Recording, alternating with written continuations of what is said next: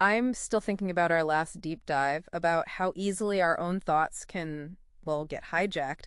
I find myself asking, is this really my thought or did something else sneak in? It's a bit unsettling. It really is. And that awareness, that questioning, is exactly what Anubhav Srivastava pushes us towards in his book, How to Cope with a Brutal World. Mm. We're continuing our look at this book today. It's fantastic stuff. Yeah, it really is. And today's segment feels like, well, like the perfect follow-up. He titles it Why I Will Hopefully Never Be a Blind Follower of Anyone. Hmm. And he talks about becoming your own bouncer, at the nightclub of your mind, making sure only the good ideas get past the rope. Right. It's a great metaphor. He kicks it off with a pretty serious warning, doesn't he? He really does. He says, the moment you become a blind follower of anyone, you lose your ability to question. And the moment you lose your ability to question, Mm-hmm. you are doomed. It's Yeah. stark. Doomed is the strong word. What do you think he means by, like, doomed? Well, I think he means your independent thinking just shuts down. You're essentially running someone else's software, not your own. And that, he argues, is incredibly dangerous. Okay, yeah, that makes sense. And to illustrate it, he brings up maybe an unexpected figure, Bruce Lee. Right. Bruce Lee and Jeet Kune Do. Lee saw martial arts schools stuck in their ways, focusing on tradition over, well, what actually worked in a fight. So it wasn't about following the old rules just because they were old. Exactly. It was about effectiveness. And Srivastava takes that idea and says, look, we need to create our own personal Jeet Kune Do for life. A mental martial art. Precisely. Mm-hmm. For the daily fight of life. You got to figure out what works for you and discard the rigid stuff that doesn't help, even if everyone else swears by it. That's really powerful. But then Srivastava tells this story, this personal anecdote. It's hilarious, but also deeply pointed. He was at some kind of cult gathering. Right, as you do. And there's this priest doing an exorcism on stage. On someone supposedly possessed by a demon, described as a stubborn guest. Very dramatic.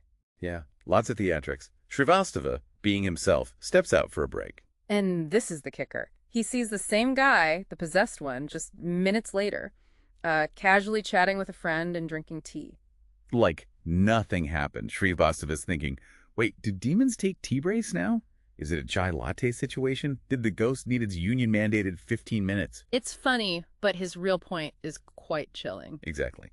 He says the truly funny, or maybe scary part was that everyone in that gathering truly believed this spectacle. Wow. It just shows how powerful group belief is.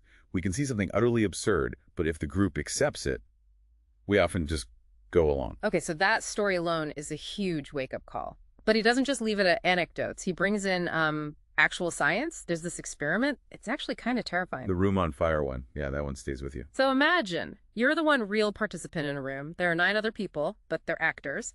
And researchers start pumping smoke into the room. Not just a little puff either. Like enough to think, uh-oh, this looks serious. Yeah. Right. But here's the twist.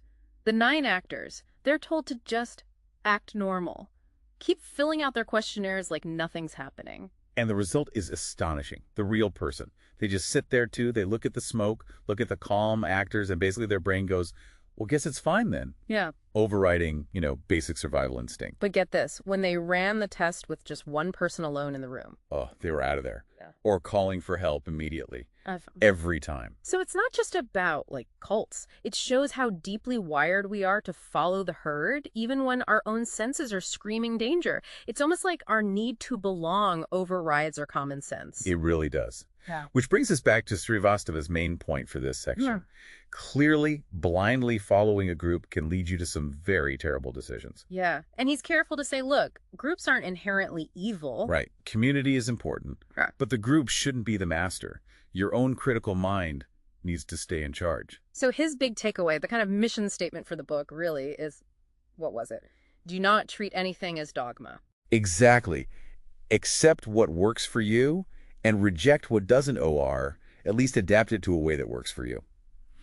Be your own Bruce Lee, essentially. It's powerful advice, and it really makes you think. It reminds me of that quote, I think it was Einstein. Yeah, which one?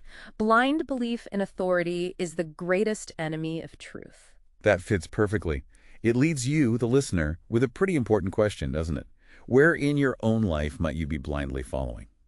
Maybe it's time to start asking a few more questions.